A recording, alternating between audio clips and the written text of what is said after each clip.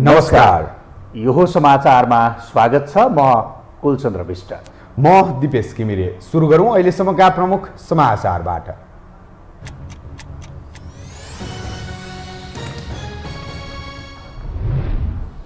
एक महिने चुनावी अभियान सुरु गर्ने कांग्रेसको तयारी। गठबन्धनबीच चुनावी तालमेल बारे केन्द्रीय समितिले निर्णय लिने। एकताबद्ध भएर निर्वाचनमा जुट्न कार्यकर्तालाई आग्रह। निर्वाचन नजिकिएसँगै दलगत गतिविधि बढ्न थाले। गठबन्धन बीच चुनावी सहकार्य गर्ने सहमति भइसकेको प्रचण्ड माधवको दाबी। जनताको समर्थन आफूलाई रहेको ओलीको जिकिर।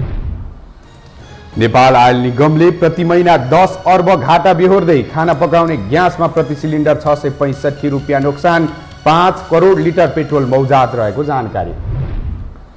विश्व बजारमा तेलको मूल्य 2008 पछिकै उच्च। पश्चिमा देशले रुसमाथि लगाएको प्रतिबन्ध मुख्य कारण। भोलि हुने दुई देशबीचको वार्ताले निकास दिने अपेक्षा। र च्याम्पियन्स लिग फुटबलमा आज रियल मड्रिड र पीएसजी बीच प्रतिस्पर्धा हुँदै जित निकाल्दै अन्तिम 8 मा पुग्ने दुवै टिमको लक्ष्य। केही खेलाडीको चोटले दबावमा रियल।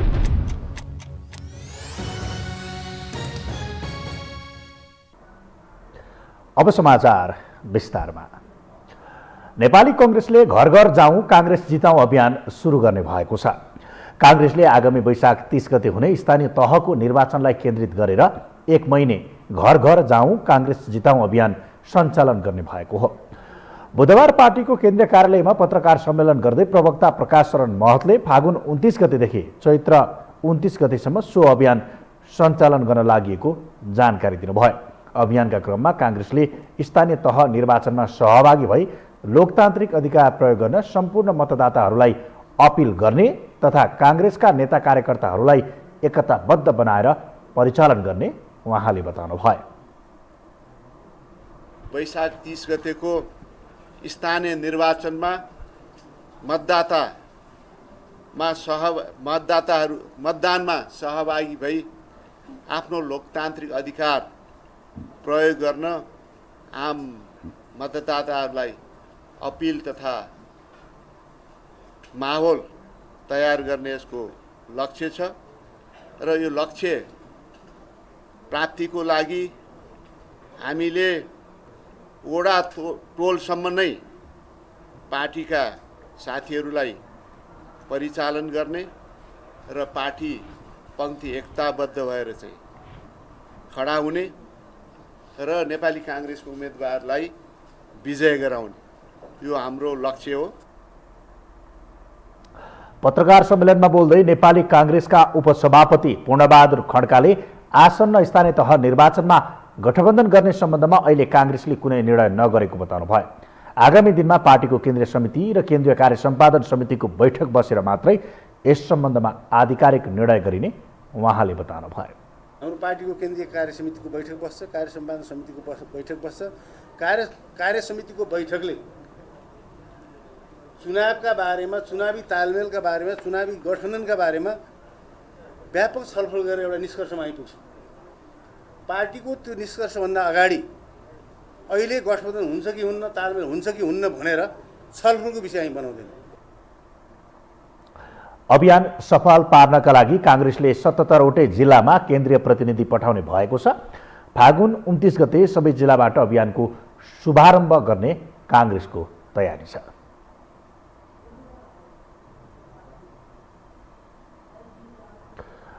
सत्ता साझेदार नेकपा एकीकृत समाजवादीका अध्यक्ष माधव कुमार नेपालले सत्तारूढ दलहरूबीच स्थानीय तह निर्वाचनमा मिलेर जाने सहमति भइसकेको दावी गर्नुभएको छ।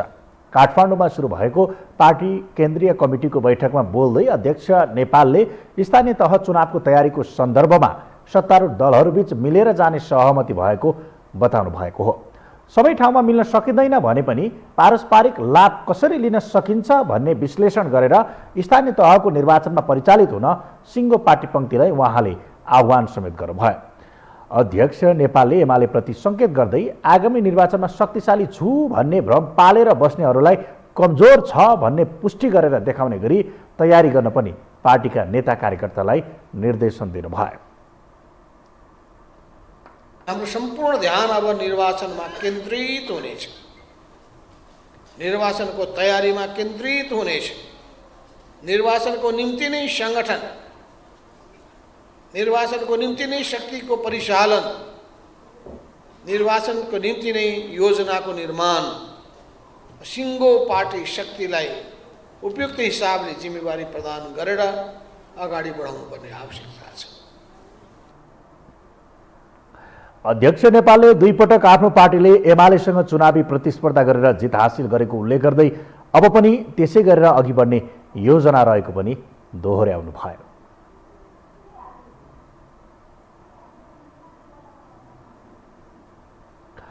नेकपा माओवादी केन्द्रका अध्यक्ष पुष्पकमल दाहाल प्रचण्डले आगामी चुनावमा गठबन्धन नगर्ने भनेर काङ्ग्रेसका केही नेताले दिएको अभिव्यक्तिप्रति आपत्ति जनाउनु भएको छ।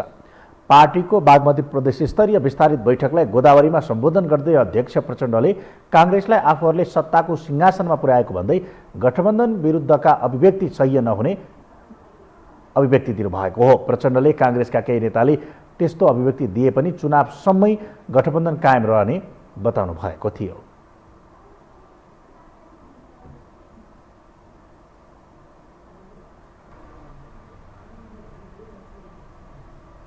अब बाँकी समाचार। नेकपा एमालेका अध्यक्ष केपी शर्मा ओलीले आफ्नो पार्टीप्रति जनलहर सृजना भएकाले स्थानीय तहको चुनावमा जित हासिल गर्ने दावी गर्नुभएको छ। मोरङको रङ्गेलीमा आज आयोजित तराई मधेस बृहत जनसभालाई सम्बोधन गर्दै उहाँले समृद्धिको यात्रामा कतै पनि नअल्मलिन देशव्यापी रूपमा लाग्ने विश्वास दिलाउनु भयो। एमाले भित्रको घुसपेटले पार्टी र सरकार विस्थापित भएको बताउँदै अध्यक्ष ओलीले पार्टीमा गलत काम गर्नेहरू चिनिएकाले उनीहरूलाई जनताले ठेगान लगाउने ठोक्कुवा गर्नुभयो। उहाँले आफ्नो पार्टी जनताका माझमा निकै बलियो भएको तर्क गर्दै विगतमा एमाले सही नीतिका कारण नेपालको भूमि फिर्ता ल्याउन सफल भएको दावी गर्नुभयो।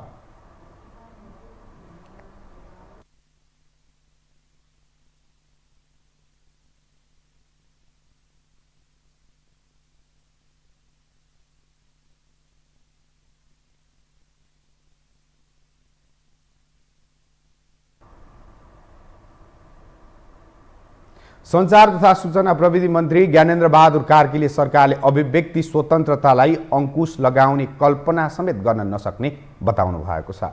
आज नेपाल पत्रकार महासंघले बुझाएको ध्यानाकर्षण पत्र बुझ्दै मन्त्री कार्कीले संविधानले परिकल्पना गरेको प्रेस स्वतन्त्रता र अभिव्यक्ति स्वतन्त्रतालाई अंकुश लगाउने परिकल्पना देशले गर्न नसक्ने बताउनुभयो। मन्त्री कार्कीले संविधानले प्रदान गरेको मौलिक अधिकार अभिव्यक्ति स्वतन्त्रता प्रेस स्वतन्त्रतालाई कुण्ठित गर्ने नभई हाल संशोधित नियमावलीलाई थप प्रभावकारी बनाउन मन्त्रालयले कदम अघि बढाएको स्पष्ट पार्नुभयो।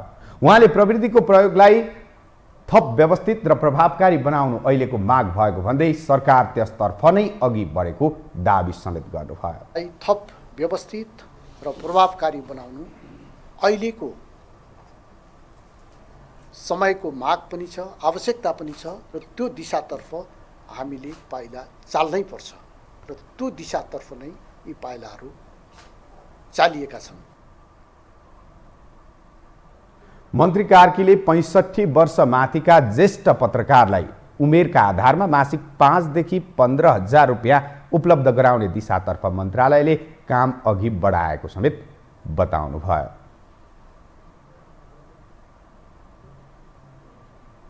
सभामुख अग्निप्रसाद सापकोटा र फ्रान्स नेपाल संसदीय मैत्री समूहका अध्यक्ष भेरोनिक रिटन नेतृत्वको प्रतिनिधि मण्डलबीच शिष्टाचार भेटवार्ता भएको छ।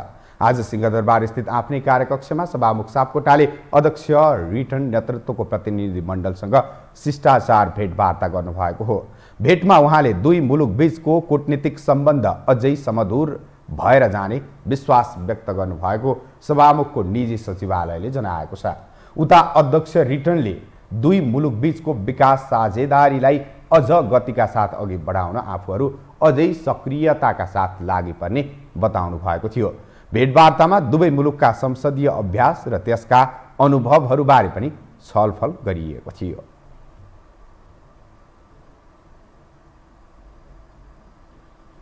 हामीसँग समाचार बाँकी नै छन्, अहिलेलाई विश्राम।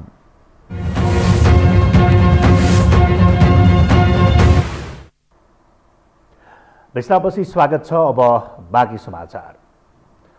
स्थानीय तहको निर्वाचनका लागि सरकारले तोकेको मिति नजिकै जाँदा प्रमुख राजनीतिक दल निर्वाचनको तयारीमा जुटेका छन्। तर सत्ता गठबन्धनभित्रको प्रमुख दल नेपाली कांग्रेस भने एक्लै चुनावमा जाने कि गठबन्धनलाई लिएर अघि बढ्ने भन्नेमा अलमलमा देखिएको छ। स्थानीय तहको निर्वाचन अघि भए गठबन्धन फुट्ने पूर्व विश्लेषणका बीच सत्ता घटकभित्र कसरी अघि बढ्ने भन्ने सकस देखिएको छ। विशेषतः गठबन्धन सहित अघि बढ्न नेकपा एकीकृत समाजवादीको बाध्यता बनिरहँदा प्रमुख दल कांग्रेसभित्रै दुई मत देखिएको हो। कांग्रेसले निर्वाचन लक्षित गरी कार्यक्रम अघि बढाइसकेको छ। यही कदम स्वरूप फागुन 29 गतेदेखि कांग्रेसले घर घर जाऊ कांग्रेस जिताऊ भन्ने 1 महिने अभियान सञ्चालन गर्न लागेको छ। यो अभियानलाई कांग्रेसले संगठन सुदृढीकरण अभियानका रूपमा समेत लिएको छ। तर आगामी निर्वाचनमा एक्लै जाने कि गठबन्धन सहित जाने भन्ने विषयमा भने कांग्रेसले संस्थागत निर्णय गर्न सकेको छैन।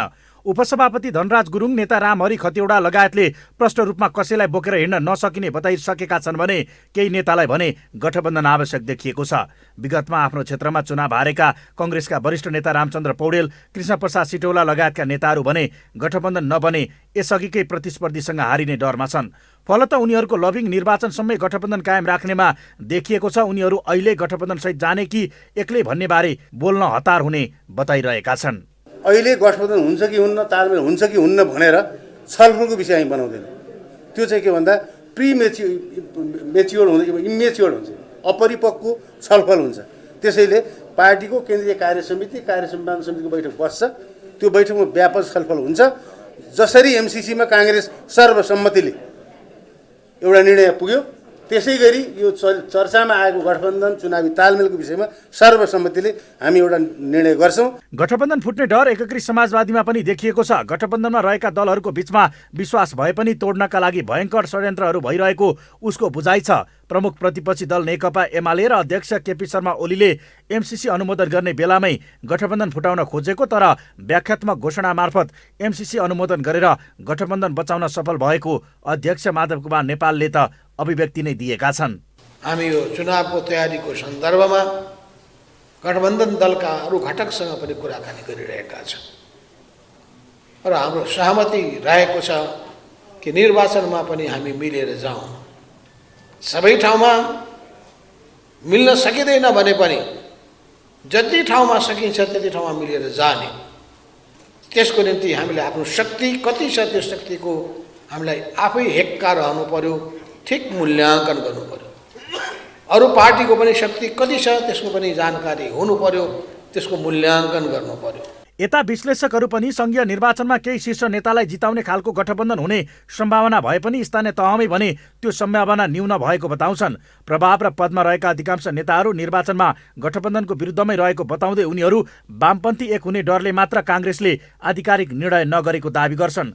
स्थानीय तहको निर्वाचनको विषय कसले जित्ने भन्दा पनि कसले टिकट पायो भन्नेसँग बढी केन्द्रित हुने हुनाले यसको प्रत्यक्ष असर संघीय निर्वाचनमा देखिने विश्लेषकहरूको भनाइ छ। यही कारण गठबन्धनमा गएर आफ्नो भविष्य कमजोर पार्ने दुस्साहस कांग्रेसले नगर्ने उनीहरूको तर्क छ। अनि तपाईँले नेपाली कांग्रेसभित्रको आन्तरिक जनमतलाई यदि विश्लेषण गर्ने हो भने त्यहाँ निर्णायक भएका व्यक्तिहरू अथवा नेताहरू अहिले गठबन्धनको पक्षमा छैनन्। चुनावको लागि स्थानीय निकायको निर्वाचनमा आफ्नो उम्मेदवार जितोस् अथवा हारोस् त्योसँग खासै सरोकार हुँदैन। तर यदि उसलाई टिकट नै दिइएन, उसलाई उम्मेदवार बन्ने अवसर नै दिएनन् भने त्यसले पछि संसदीय निर्वाचनमा त्यसको असर हुन सक्छ। त्यसकारणले पनि आफ्नो भोट ब्याङ्कलाई इन्ट्याक्ट राख्नको लागि पनि पार्टीले सबै ठाउँमा उम्मेदवारी दिनै पर्ने हुन्छ। यो अलि बाध्यात्मक अवस्था छ। हुन त स्थानीय तहमा केन्द्रले गरेको गठबन्धन प्रभावकारी हुन्छ भन्नेमै धेरैको आशंका रहेको छ। अर्कातर्फ एमसीसीमा एकमत रहेकै कांग्रेसको अर्को तबका समेत गठबन्धनका विषयमा विभाजित रहेको छ, जसको व्यवस्थापनका लागि सभापति शेरबहादुर देउवाले गठबन्धनप्रति आफू नरम र अन्य नेतालाई गरम बनाउने रणनीति अपनाएको विश्लेषण समेत सुरु भएको छ।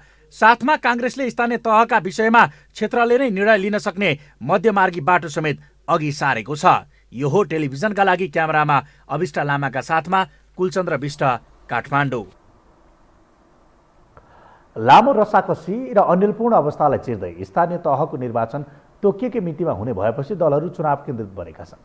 उनीहरूका अभिव्यक्ति समेत एकले अर्को पछि पार्दै आफू पहिलो बन्ने तयारीका साथ आइरहेका छन्। एक रिपोर्ट। स्थानीय तहको चुनावलाई लक्षित गर्दै निर्वाचन आयोगले मतपत्रको रङ हरियो बनाउने निर्णय गरेपछि आत्तिएको झैँ देखिएका एमाले अध्यक्ष केपी शर्मा ओलीले मङ्गलबार आपत्ति जनाए। आँखा कमजोर भएकाहरूले रुखै रुख देखोस् भनेर हरियो रङ बनाएको हो भन्दै प्रश्न गरेका उनले यदि त्यसो हो भने आफूलाई स्वीकार्य नहुने बताए। निर्वाचन आयोगले मतपत्रका चिन्हहरूमा हरियो राख्ने भयो अरे। हरियो चिन्ह किन राख्ने? कसैको हरियो देखिने चिन्ह छ कसैको, त्यसकारण राख्ने? के का लागि राख्ने? सबैतिर जनताले आँखा नदेख्ने, कमजोर आँखा हुनेले रुखै रुख देखोस् भनेर हरियो राख्ने हो कि किन हरियो राख्ने? एमाले अध्यक्ष ओली यतिकैमा रोकिएनन्। बुधबार पनि हरियो रङ र नेपाली कङ्ग्रेसप्रति लक्षित गर्दै भने कङ्ग्रेसले चुनावमा हार्छु भन्ने जानेरै रङ परिवर्तन गरेको हो।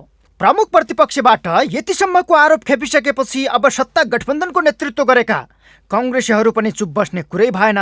विगतमा ओलीका जोकमाथि झोक निकाल्दै चर्चाको भोक बटुल्न सिपालु मानिएका महामन्त्रीद्वय गगन कुमार थापा र विश्वप्रकाश शर्मा प्रतिवादमै उत्रिए।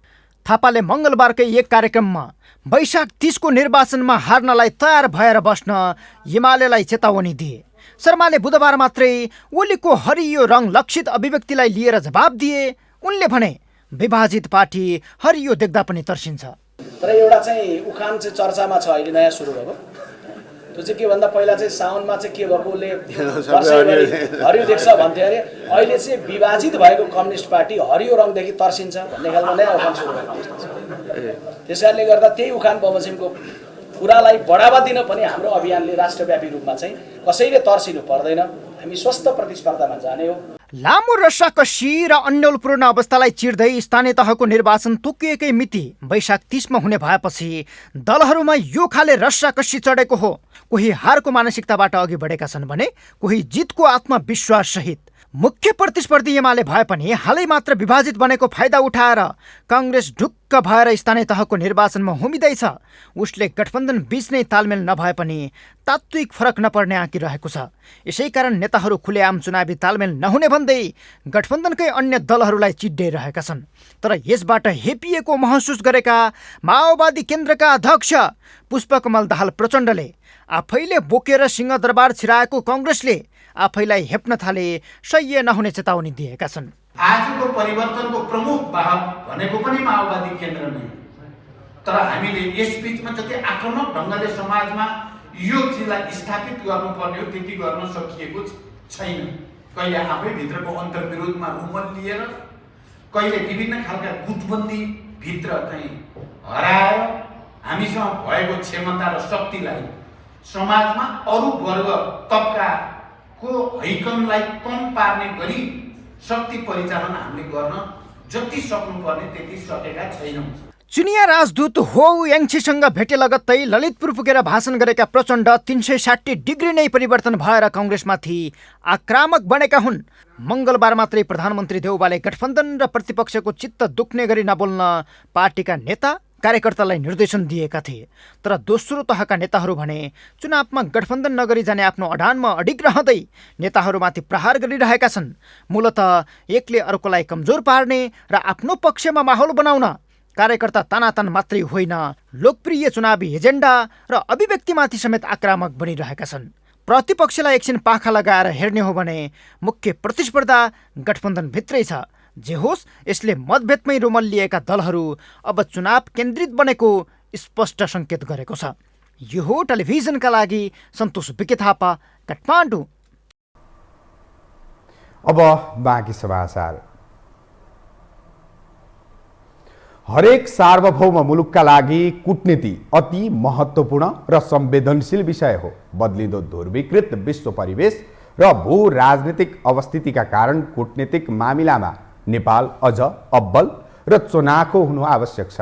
तर कूटनीतिक संवेदनशीलताप्रति नेतृत्वको अदूरदर्शिता र गिजोलिएको आन्तरिक राजनीतिले मुलुकको कूटनीतिक क्षेत्र थप सङ्कट उन्मुख देखिएको छ। एक रिपोर्ट। बुधबार फ्रान्सेली प्रतिनिधि मण्डलले प्रधानमन्त्री शेरबहादुर देउबासँग भेटघाट गरे भने पूर्व प्रधानमन्त्री समेत रहेका नेकपा माओवादी केन्द्रका अध्यक्ष पुष्पकमल दाहाल प्रचण्ड र चिनिया राजदूत हौ यान्छी बीच भेटवार्ता भएको छ। विदेशी नियोगले भेट्ने भन्यो अनि हाम्रा नेतृत्वले आफू खुसी भेटवार्ता गरे। कूटनीतिक आचार संहिता 2068ले कूटनीतिक मर्यादा एवं अन्तर्राष्ट्रिय प्रचलन अनुरूप विदेशी नियोगसँग हुने औपचारिक भेटघाट, सम्पर्क, वार्ता, सम्बन्ध र सञ्चारलाई अझ व्यवस्थित र मर्यादित रूपमा सञ्चालन गर्न दिशानिर्देश गरेको छ। तर हाम्रा कूटनीतिक अभ्यासमा न त परराष्ट्रका प्रतिनिधिलाई उपस्थित गराइन्छ न त भेटेपछि जानकारी नै गराइन्छ। विदेशी नियोगका प्रमुख तथा राजदूतहरूलाई प्रधानमन्त्री आफै जुन बेला भन्यो त्यही बेला भेट दिन्छन्, जसले नेपालका नेतृत्वहरूले जुनसुकै बेला जो कोहीलाई भेट दिन्छन् भन्ने मान्यता कूटनीतिक नियोगको बुझाइ स्थापित भएको छ। नीति निर्माताहरूले नै कूटनीतिक आचार संहिताको धज्जी उडाइरहेको प्रश्न छ। कूटनीतिक क्षेत्र सञ्चालन गर्ने परराष्ट्र मन्त्रालय आफै निरीह बनेको छ। कर्मचारी पनि हाम्रो प्रधानमन्त्री भन्दा ठुलो ठान्ने, आउँदाखेरिमा चाहिँ रेड कार्पेट ओछ्याएर भेट्ने, हाम्रो मान्छेहरू त्यहाँ जाँदाखेरिमा चाहिँ सम्बन्धित मन्त्रीलाई भेट्नलाई पनि चाहिँ गाह्रो हुने, यस्तो व्यवहार किन हुन्छ भन्यो भने हामीले नजानेर पनि हुन्छ, हामी आफ्नो स्ट्यान्डमा नबसेर पनि हुन्छ। परराष्ट्र मन्त्रीको बारेमा तपाईँले के जान्नु भएको छ? तपाईँहरू जान्नुभयो भने आफैले ट्रेमा बोकेर चिया खुवाएर परराष्ट्र मन्त्रालय चल्ने हो र? उहाँको प्रचार त्यसमा हुन्छ। तर डिप्लोमेसीमा के भयो भन्ने कुरा आएको छ र? छैन नि। हो, त्यसो भए उनीहरूले यो अर्कालाई दोष नदिउँ, आफ्ना कमी कमजोरीहरू के छन् त्यसलाई सुधारेर मुलुकको हित र जनताको हितमा अगाडि बढौँ। लामो समय गौण रहेको परराष्ट्र मन्त्रालय रसिया युक्रेन घटनाका कारण आलोचनाको शिकार बन्नु पर्यो। युक्रेन घटनामा अपरिपक्व प्रेस विज्ञप्ति र नेपाली विद्यार्थीको उद्धारमा भारतले सहयोग गरेको अभिव्यक्तिका कारण परराष्ट्र मन्त्री नारायण खड्काको चर्को आलोचना भयो।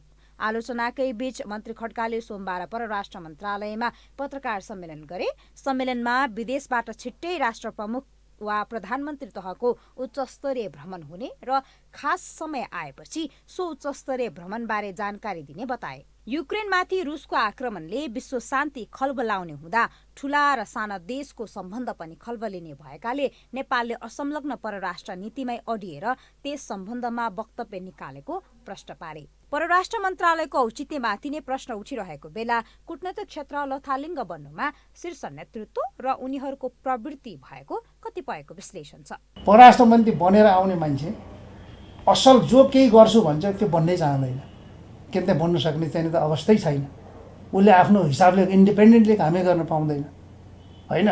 ऊ चाहिँ प्रधानमन्त्रीको खल्तीबाट आउने मान्छे हो। तर अब उहाँ भलामी मान्छे भएर के गर्नु, भलामी भएर त हुँदैन, डिसाइसिभ हुन सक्नु पऱ्यो र प्रधानमन्त्रीले उसलाई चाहिँ कन्फिडेन्समा छोडिदिनु पऱ्यो, त्यसपछि मात्रै चेन्ज आउँछ। नत्र भने अब यो त केही न केही क्या, उहाँ असफल भएको होइन, प्रधानमन्त्री असफल भएको।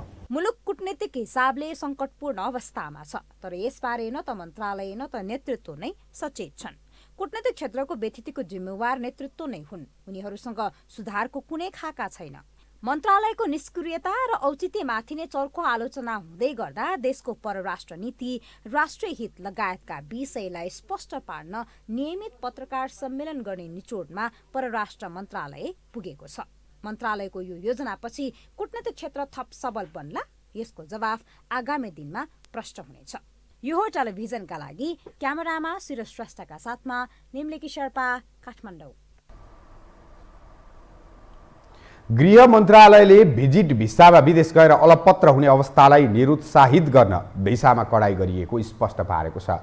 पछिल्लो समय खाडी मुलुकहरूमा भिजिट भिसा लिएर वैदेशिक रोजगारीमा जानेहरूको सङ्ख्या बढेको र त्यहाँ पुगेपछि काम नपाएर अलपत्र परेको भन्दै विदेशबाट गुनासाहरू आएपछि सरकारले भिजिट भिसा प्राप्तिका लागि शर्तहरू राखेर कडाई गरेको हो। गृह मन्त्रालयका सहसचिव फणीन्द्रमणि पोखरेलले विभिन्न प्रलोभनमा परेर भिजिट भिसामा खाडी मुलुक जाने र अलपत्र पर्ने गरेको भन्दै कार्यदलले नागरिकको सुरक्षाका लागि भिजिट भिसामा विभिन्न शर्त राखिएको बताउनुभयो। सहसचिव पोखरेलले विदेश जाने नेपाली नागरिकलाई अलपत्र नपार्न सीमित प्रावधान बनाउनु पर्ने भएको पनि बताउनुभयो।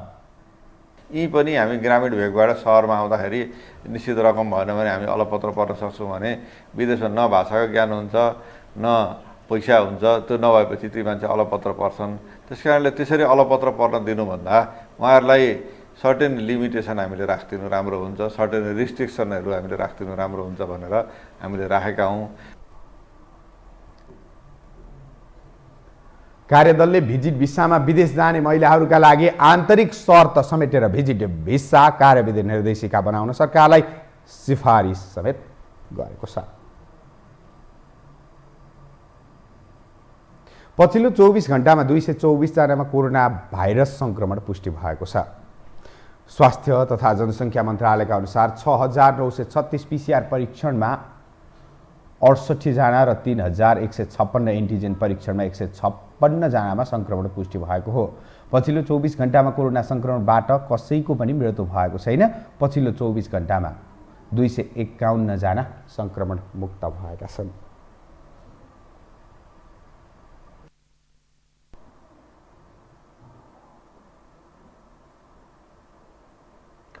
अब पालो अर्थ समाचारको।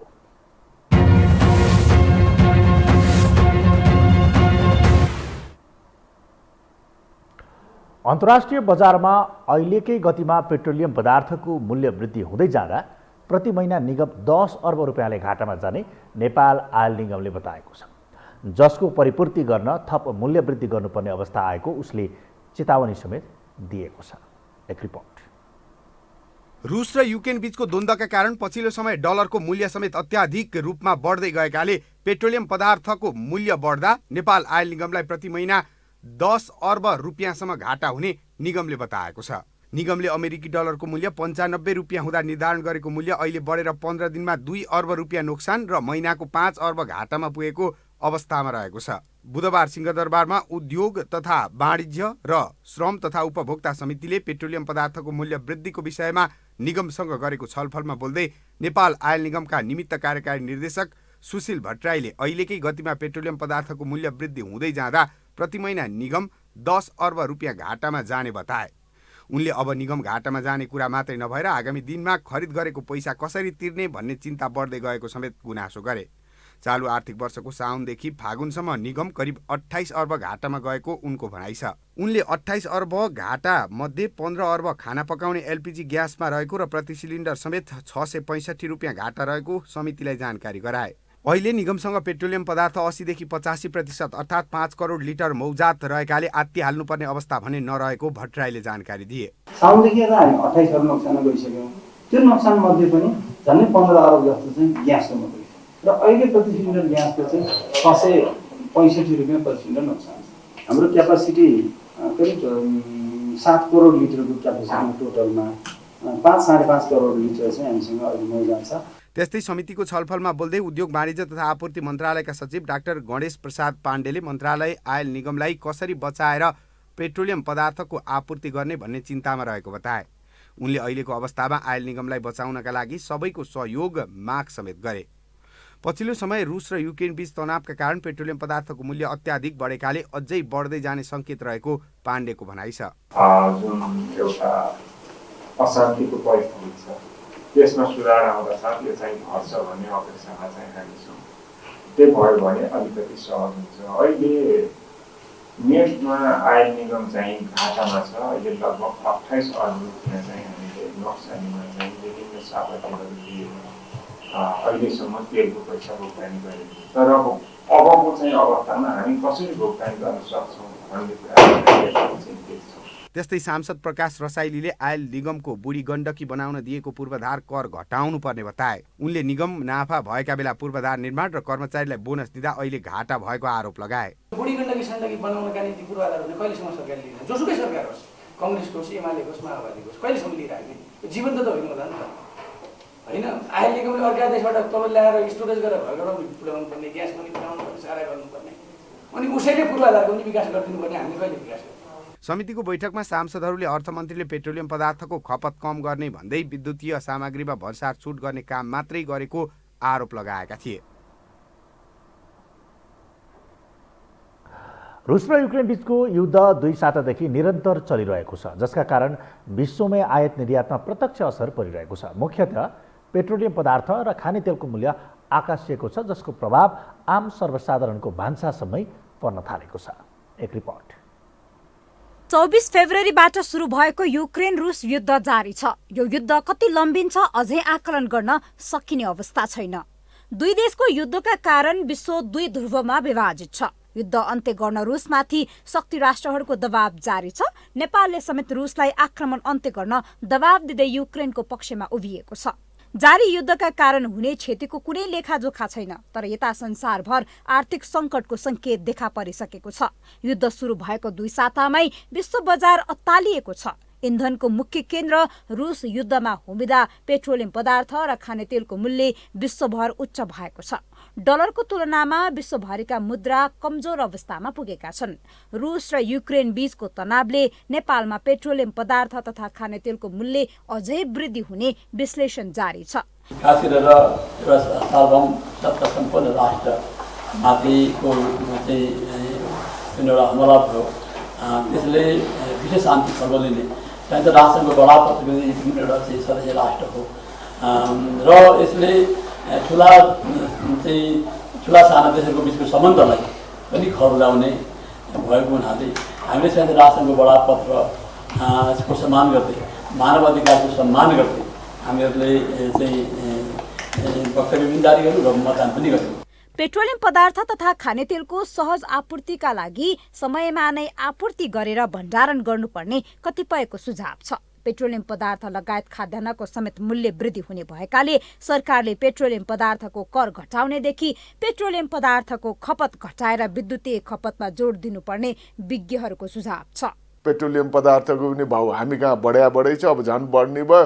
त्यसमा अरू खाद्यान्न वस्तु विशेष गरी चाहिँ नि युक्रेनबाट चाहिँ नि हामीले आयात गर्ने तेलहरू भनौँ, तेल नै अहिले नै 7 महिनामा हाम्रो कति भनेर भन्दा 14.5 अरबको चाहिँ नि तेल लगायतका सनफ्लावर लगायतका उयोहरू क्रुड अयलहरू हामीले आयात गरेका रहेछौँ। अन्तर्राष्ट्रिय स्तरमा पेट्रोलको मूल्य बढे पनि सरकारले चाहे कर घटाएर मूल्य कम गर्न सकिन्छ, तर मूल्यमा बहस गर्नुभन्दा पनि पेट्रोलियम पदार्थको विकल्पमा विद्युतको खपत बढाउनु पर्ने जलस्रोतविदहरूको सुझाव छ। हाम्रो देशमा एक थोपा पनि डिजेल पेट्रोल उत्पादन हुँदैन, खान पकाउने ग्यास उत्पादन हुँदैन भने हामीले यसलाई मूल्य मात्रै घटाएर आयात गरेर बसेर होइन। अब नेपालमा पेट्रोल डिजेल इत्यादि कुनै पनि पाइँदैन भने जलविद्युत प्रशस्त पाइन्छ। त्यसैले नेपालले चाहिँ यो म चाहिँ यसलाई दुर्व्यसन भन्छु, यो पेट्रोलियम पदार्थको दुर्व्यसन, नेपालले चाहिँ पेट्रोलियम पदार्थको दुर्व्यसन हटाएर पेट्रोलियम पदार्थलाई पूर्णतः जलविद्युतले विस्थापित गर्नु पर्थ्यो। युद्धका कारण आयात निर्यात प्रभावित हुँदा त्यसको प्रत्यक्ष असर सबै क्षेत्रमा परेको छ। नेपालमा दैनिक उपभोग्य सबै सामानको बजार मूल्य महँगिएको छ। आम सर्वसाधारणको भान्सा थप महँगीको मारमा परेको छ। अझ कति महँगी बढ्छ यकिन गर्न कठिन छ। यो हो टेलिभिजनका लागि क्यामेरामा निशान्त तामाङका साथमा निम्लेकी शेर्पा, काठमाडौँ। नेपाल स्टक एक्सचेन्ज नेप्सेमा साताको कारोबारको चौथो दिन आज दोहोरो अङ्कको गिरावट आएको छ। आज नेप्से 30.29 अङ्कले घटेर 2514.65 बिन्दुमा रोकिएको हो। त्यस्तै आज 2 अर्ब 35 करोड 23 लाख बराबरको कारोबार भएको छ। नेप्सेका अनुसार आज कारोबार भएका कम्पनीमा 171वटा कम्पनी घटेका छन् भने 19वटा कम्पनी बढेका छन्।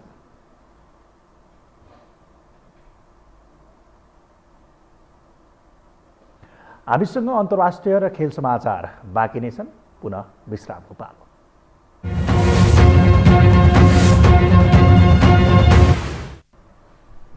विश्रामपछि स्वागत छ। अब पालो अन्तर्राष्ट्रिय समाचारको।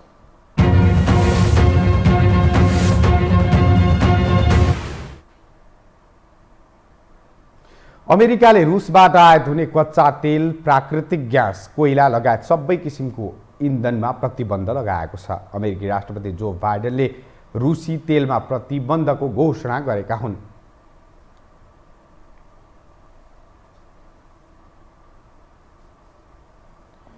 युक्रेनमाथि सैन्य हमला गरेको रुससँग सबै किसिमका साझेदारी अन्त्य गरेर दबाव सृजना गर्ने रणनीति अनुरूप अमेरिकाले पेट्रोलियम आयातमा प्रतिबन्ध लगाएको जनाएको छ। अमेरिकाले सन् 2021 महिनाको 2 करोड ब्यारेलभन्दा बढी अर्थात् अमेरिकी मागको 3% कच्चा तेल र प्रशोधित पेट्रोलियम पदार्थ रुसबाट आयात गरेको अन्तर्राष्ट्रिय समाचार संस्था रोयटर्सले जनाएको छ। रुसको हमलापछि कच्चा तेलको अन्तर्राष्ट्रिय मूल्य लगातार बढ्दै गएको छ। प्रतिबन्ध घोषणापछि कच्चा तेलको मूल्य 2008 पछिकै उच्च भएको जनाइएको छ।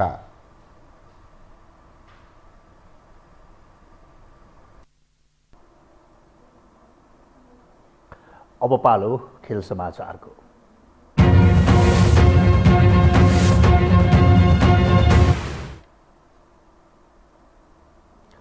युरोपियन च्याम्पियन्स लिग अन्तर्गत प्री क्वार्टर फाइनलको दोस्रो लेगमा आज राति दुई जायन्ट क्लब रियल मड्रिड र पेरिस सेन्ट जर्मेन बीच प्रतिस्पर्धा हुँदैछ। रियलको घरेलु मैदानमा हुने खेल नेपाली समयअनुसार राति 1:45 बजेबाट सुरु हुनेछ। पहिलो लेगमा 1-0 को झिनो अन्तरको जित भएका कारण दोस्रो लेगमा पीएसजीले ढुक्क हुने अवस्था छैन। यता रियलका लागि पनि केही खेलाडीको चोटले दबाव रहेको छ। रियलले च्याम्पियन्स लिगका पछिल्ला 6 खेलमा 4 मा जित र 2 मा हार बेहोरेको छ। यता पीएसजीले 4 मा जित र 1 हार र 1 बराबरी खेलेको छ।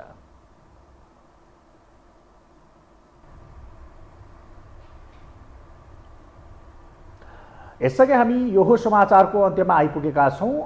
बिदा हुनु अघि प्रमुख समाचार पुनः एकपटक।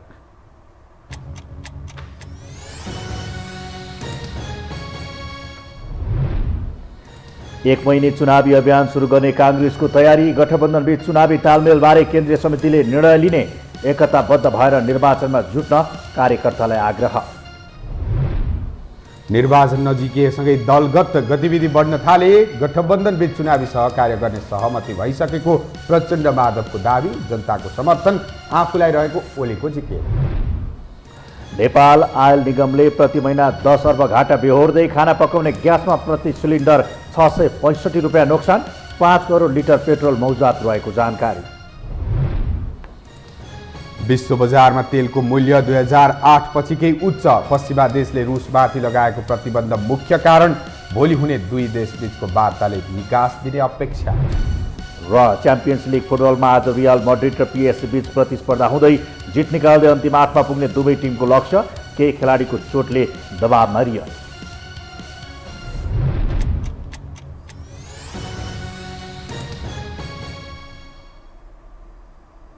हवस् त यो समाचार सकियो। समाचार बुलेटिनका साथै यो टेलिभिजनका सम्पूर्ण कार्यक्रम यो टेलिभिजन.com, यो खबर.com, युट्युब र फेसबुकमा पनि पढ्न र हेर्न सक्नुहुनेछ। मोबाइलमा यो टिभी एप डाउनलोड गरी हामीलाई प्रत्यक्ष हेर्न सक्नुहुनेछ।